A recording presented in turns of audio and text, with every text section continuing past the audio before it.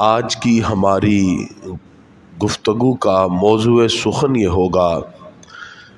کہ مسافر کی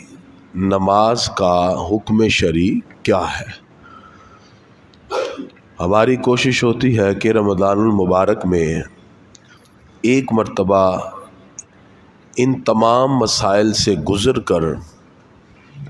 ہم دین اسلام کے ان بنیادی مسائل کو سیکھ لیں کہ جس کا تعلق ہمیں کسی نہ کسی اعتبار سے ہمیں واسطہ پڑتا رہتا ہے۔ مسافر کی نماز کا شرعی حکم کیا ہے، اس بارے میں کتب فقہ میں بڑی تفصیلات ملتی ہیں، اور یہ اس امت کے لیے اللہ رب العزت کی طرف سے انعام ہے کہ حضور اکرم صلی اللہ تعالی علیہ وآلہ وصحبہ وبارک وسلم آپ جس وقت حالت سفر میں ہوتے تو آپ صحابہ کرام بھی نماز میں قصر فرماتے۔ قصر کا مطلب یہ ہے کہ 4 رکعت والی نماز 2 رکعت ہو جائے۔ 2 کیوں ہوتی ہے، اس کی حکمت کیا ہے؟ صحیح بخاری کے اندر حدیث کا نمبر 3935 ہے۔ حضرت عائشہ صدیقہ رضی اللہ تعالی عنہا اس کی راویہ ہیں۔ آپ فرماتی ہیں کہ جب نماز فرض کی گئی، نماز مکہ میں فرض ہوئی اور معراج کی رات فرض ہوئی، تو آپ فرماتی ہیں 2 رکعت نماز فرض کی گئی۔ جب حضور صلی اللہ علیہ وسلم نے ہجرت فرمائی تو پھر آپ صلی اللہ علیہ وسلم نے فجر کی 2 ہی رکھی، قرات لمبی کر دی، ظہر میں 2 کا اضافہ کیا تو 4 کر دی، عصر میں 2 بڑھائیں تو بھی 4 ہو گئی، مغرب میں 1 کا اضافہ کیا اور عشاء میں 2 کا۔ اسی لیے جب ہم فرضوں کی آخری 2 رکعتیں پڑھتے ہیں، اس میں سورہ فاتحہ کا پڑھنا واجب بھی نہیں، فرض بھی نہیں، اس کی حیثیت سنت کی ہے۔ اور جب ہم حالت سفر میں جاتے ہیں تو وہی مکہ والی نماز لوٹ کر دوبارہ آ جاتی ہے۔ جو فرض ہوئی تھی ابتدا میں وہ 2 رکعتیں تھی، مدینہ شریف میں اضافہ ہوا اور حالت سفر میں جا کے پھر وہ 2 مکی نماز رہ جاتی ہیں۔ اس کے لیے شریعت نے لمیٹیشن بتائی ہیں، حدود و قیود بتائی ہیں۔ ہر سفر میں قصر نماز نہیں ہوتی بلکہ اس کی حدود بیان کر دی۔ اب اس کی حدود کیا ہیں؟ اگر کوئی شخص اپنے گھر سے تقریباً 92.5 کلومیٹر 92.50 92 کلومیٹر دور جانے کے ارادے سے نکلے تو ایسی صورت میں جیسے ہی وہ اپنے شہر کی حدود سے نکلے گا تو وہ مسافر ہو جائے گا۔ اب جتنی نمازیں آئیں گی وہ فرضوں میں قصر کرتا جائے گا، اور اگر آسانی ہو، ایزی ہو اور کسی قسم کی دشواری نہ ہو، سنتیں پڑھ سکتا ہو تو سنتیں ساتھ ساتھ پڑھتا جائے گا۔ اس کے اندر جو مسائل جو فقہاء نے متعین کیے وہ چند باتیں ذہن میں رکھیے۔ ایک شخص اپنے گھر سے ارادے سے نکلا کہ میں نے 92 کلومیٹر دور جانا ہے، اس سے زیادہ جتنے بھی ہو، کم سے کم اتنا ہونا چاہیے، 95 کلومیٹر، 100 ہو جائے، 200 کلومیٹر۔ جب تک وہ اپنے شہر کے اندر ہے، ارادہ تو کر چکا ہے لیکن اپنے شہر سے نکلا نہیں، یہاں سے لاری اڈے پہنچ چکا ہے، ریلوے اسٹیشن پہنچ چکا ہے، لیکن ابھی شہر میں ہے، تو وہاں جب شہر میں ہے جتنی نمازیں اس دوران آئیں گی جب تک وہ شہر میں ہے وہ پوری پڑھے گا،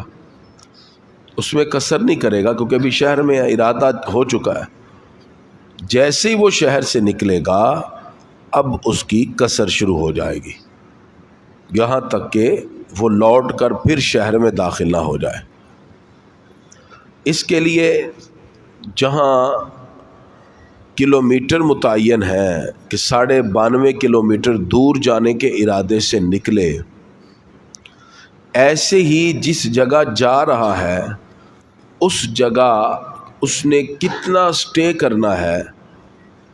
یہ بھی لازم اور ضروری ہے۔ مثلا ایک شخص یہاں سے فیصل آباد کے لیے نکلا تو چونکہ وہ 92.5 کلومیٹر سے زیادہ ہے، جیسے لاہور سے نکلے گا اس کی نماز درمیان میں جو آئیں گی وہ قصر ہوں گی۔ قصر کا مطلب 4 رکعت والی 2 ہو جائیں گی، مغرب کی 3 ہی رہیں گی اور فجر کی 2 ہی رہیں گی۔ اور اگر کوئی پرابلم نہیں ہے، آسانی ہے، سنتیں ادا کی جا سکتی ہیں تو سنتیں بھی ادا کی جائیں۔ اب وہ فیصل آباد میں پہنچ کر نیت رکھتا ہے کہ میں نے یہاں 4 دن 2 دن 6 دن سٹے کرنا ہے، تو 15 دن سے کم کی نیت سے وہ وہاں سٹے کرے گا، تو ایسی صورت میں وہ مسافر ہی رہے گا۔ اس کی نیت اگر 15 دن یا اس سے زیادہ کی ہو گئی تو اب وہ مقیم ہو جائے گا، اب وہاں جا کے وہ پوری نماز پڑھے گا۔ لہذا جیسے مسافت کے اندر یہ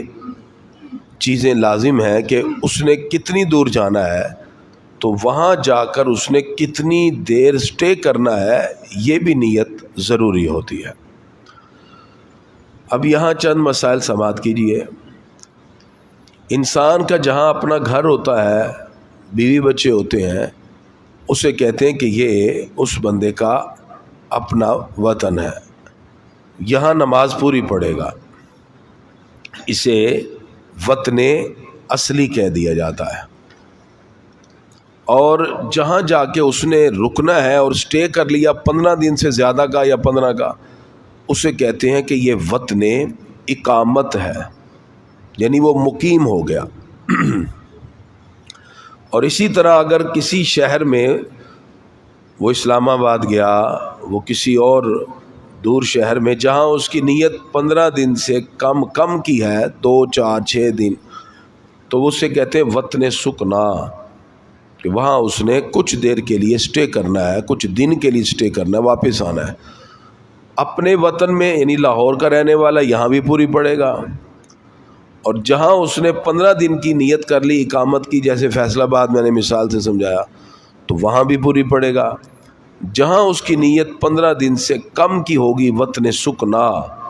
ادھر وہ نماز میں قصر کرے گا، یعنی 4 والی رکعت کو 2 رکعت پڑھے گا۔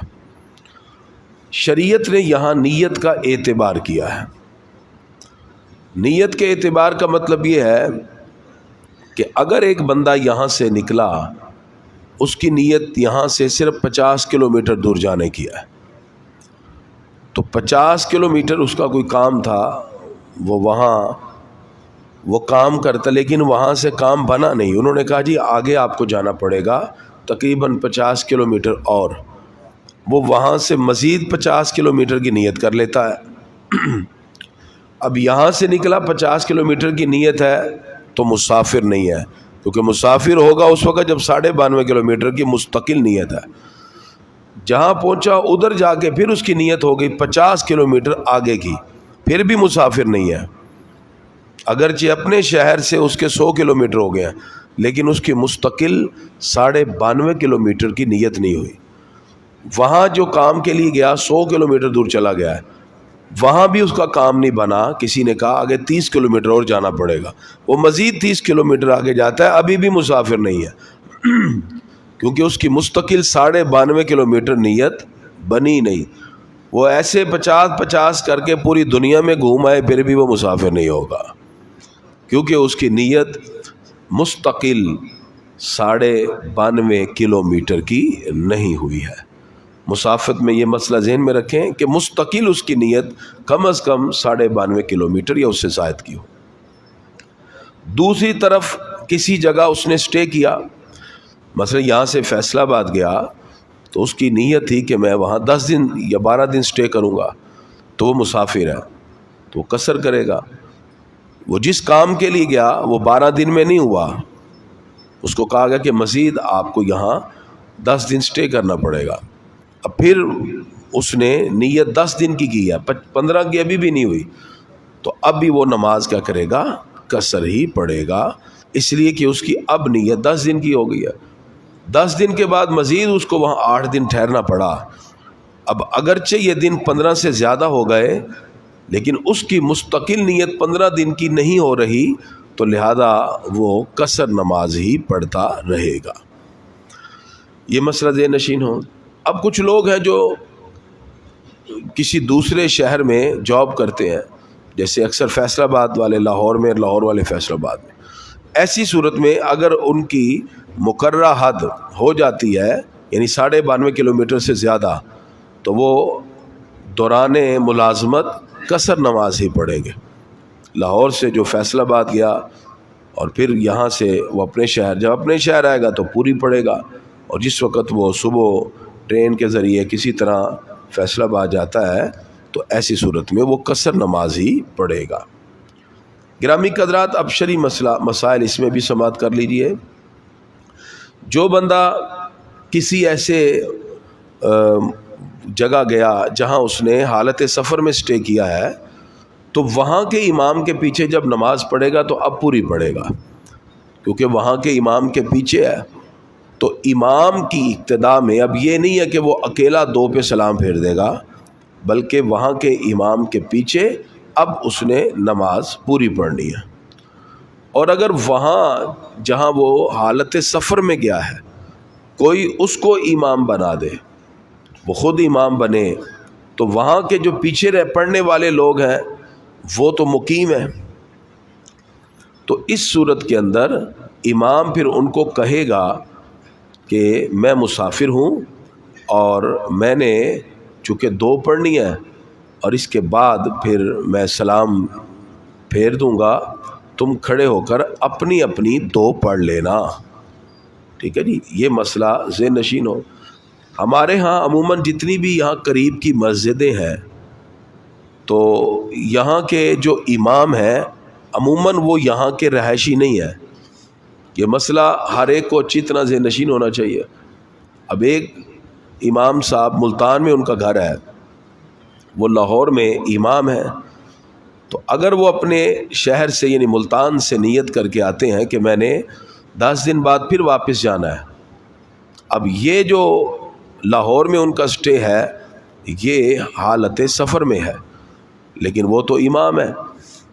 اب یہ چونکہ مسئلہ نہ معلوم ہونے کی وجہ سے وہ بھی پوری پڑھائی جا رہے ہیں اور لوگ بھی پیچھے پڑھی جا رہے ہیں۔ بھئی ان کے اوپر تو 4 ہے ہی نہیں، انہوں نے کتنی پڑھانی ہے جی؟ 2، کیونکہ وہ تو مسافر ہیں، اور باقی پیچھے والے اپنی کھڑے ہو کے 2 پڑھیں گے۔ اگر ان کی مستقل یہ نیت ہے تو اس مسئلے کو اس لیے اجاگر کرنے کی بھی ضرورت ہے کہ ان کو مستقل جب تک یہاں سٹے کرنے کی 15 دن کی نیت نہیں ہوگی اس وقت تک پھر وہ یہاں مقیم نہیں ہوں گے، پھر وہ مسافر ہی ہیں۔ 10 دن 12 دن 13 دن 15 دن سے کم جب ان کا ارادہ ہے کہ میں 2 ہفتے بعد واپس آ جاؤں گا، پھر بھی 14 ڈیز بنتے ہیں، 14 دن میں بھی بندہ مسافر ہی رہتا ہے، 15 دن کی نیت سے بندہ مقیم ہوتا ہے۔ تو یہ اہم ترین مسئلہ ہے، اس کو بھی ذہن نشین رکھا جائے۔ اسی طرح باقی لوگ بھی جو کہیں جاب کرتے ہیں یا کسی بھی کام کے حوالے سے وہ شہر سے باہر گئے ہیں، تو ایسی صورت میں ان کو حالت سفر کے اندر نماز کا یہ خیال رکھنا ہوگا۔ گرامی قدرات، یہ مسئلہ بھی ذہن نشین ہو کہ جس بندے نے جس پر 2 لازم تھی اس نے 4 پڑھ لی ہیں، تو اب ظاہری بات ہے لازم تو اس پر 2 تھی، اور فقہ حنفی کے نزدیک قصر واجب ہے۔ جب قصر واجب ہے تو پھر واجب کا ترک کرنا انسان کو گناہگار بناتا ہے، اس لیے اس کو اللہ رب العزت کی طرف سے مقرر کردہ اس فائدے سے استفادہ کرنا چاہیے، چونکہ اللہ تعالیٰ نے قرآن مجید میں ارشاد فرمایا وَإِذَا ضَرَبْتُمْ فِي الْأَرْضِ، جب تم زمین میں چلو پھرو کہیں بھی جاؤ، فَلَيْسَ عَلَيْكُمْ جُنَاحٌ، تم پر کوئی حرج نہیں، ان تقصروا من الصلاۃ، کہ تم نماز میں قصر کرو۔ لہذا سورۃ النساء کی آیت نمبر 101 سے ثابت ہو گیا، اللہ رب العزت نے واضح کر دیا کہ ان تقصروا من الصلاۃ، اس لفظ سے کہ قصر واجب ہے، یعنی آپشنل نہیں ہے کہ چاہے تو پوری پڑھ لیں چاہے تو کم پڑھیں، بلکہ کمپلسری ہے، لازمی ہے کہ آپ نے 2 ہی پڑھنے ہیں، 2 پڑھنا لازم ہے، اور یہی حضور اکرم صلی اللہ تعالی علیہ وسلم کا عمل مبارک بھی رہا۔ گرامی حضرات، اگر کچھ لوگ مل کر سفر کرتے ہیں تو جو ان کے اندر امیر قافلہ ہوگا پھر اس کی نیت کا اعتبار ہوتا ہے، جیسے عموماً گروپ کے ساتھ لوگ عمرہ کرنے جا رہے ہیں، جو اب ان کا گروپ کا امیر قافلہ ہے ان کی نیت اگر 15 دن یا اس سے زیادہ سٹے کیا تو مقیم ہے، اور اگر اس سے کم کیا ہے تو پھر وہ مسافر ہے۔ تو جب مسافر ہیں وہاں کے امام کے پیچھے پڑھیں گے تو پوری پڑھیں گے، جب اپنی پڑھنی پڑے گی تو پھر وہ قصر کریں گے، یعنی 4 رکعت والی نماز کو 2 رکعت کریں گے۔ اس طرح یہ طریقہ کار ہوتا ہے۔ اگر کوئی شخص اپنے شہر سے نکل کر کسی دوسرے شہر میں جائے اور سفر کی حالت میں ہو تو نماز کے اندر خاص طور پہ یہ ذہن نشین رکھا جائے، اگر کسی شخص کی نماز اپنے شہر میں قضا ہوئی اور حالت سفر میں اس کو وقت ملا تو وہ اس قضا کو ادا کرنے لگا ہے، تو جو یہاں اس نے قضا کی ہے وہ 4 والی وہاں جا کے بھی 4 ہی رہیں گی، اور جو نماز حالت سفر میں قضا ہو جائے، سفر کی حالت میں اپنے شہر پہنچ کر اب وہ 4 نہیں ہوں گی بلکہ وہ 2 ہی رہیں گی، قصر ہی، کیونکہ وہ حالت سفر میں ہوئی ہے، اور سفر کی حالت میں چونکہ 2 اس پر لازم تھی تو اس لحاظ سے جب 2 لازم تھی تو 2 پر ہی اس کو بعد میں قضا بھی کرنی ہے، اور وہ اپنی طرف سے اس کے اندر اضافہ نہیں کر سکتا۔ تو یہ چند مسائل ان کو اچھی طرح ذہن نشین کیے جائے۔ اگر کوئی بھی کویشچن ہوگا آپ بعد میں، چونکہ آج ویسے جمعہ ہے، آج ہمارا بعد کا درس نہیں ہے، تو آپ بعد میں بھی سوال پوچھ سکتے ہیں۔ گرامی حضرات، اگر 29 کا چاند ہوتا ہے تو پھر آج جمعۃ الوداع ہوگا، اور ہم کوشش یہی کریں گے کہ جمعے کی برکتوں کو ہم زیادہ سے زیادہ سمیٹیں، اس لیے آپ کوشش کریں۔ جمعے کا دن ہی اللہ کی طرف سے ایسا دن ہے جس کو مسلمانوں کی عید قرار دیا گیا ہے، اور جمعے کے دن کی جو برکات نبی کریم صلی اللہ علیہ وسلم فرماتے ہیں، ایک گھڑی ایسی ہوتی ہے جمعے میں جو رب کی بارگاہ میں سوال کرو اللہ تعالیٰ عطا فرماتا ہے۔ صحابہ کرام حضور اکرم صلی اللہ علیہ وسلم کی بارگاہ میں ہیں، سرکار دو عالم علیہ الصلوۃ والسلام فرماتے ہیں کثرت سے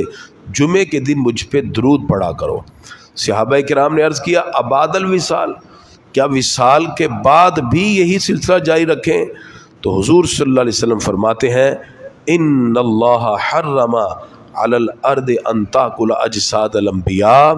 اللہ نے زمین پر حرام کر دیا کہ وہ نبیوں کے جسموں کو کھائے۔ فنبی اللہ حی یرزق،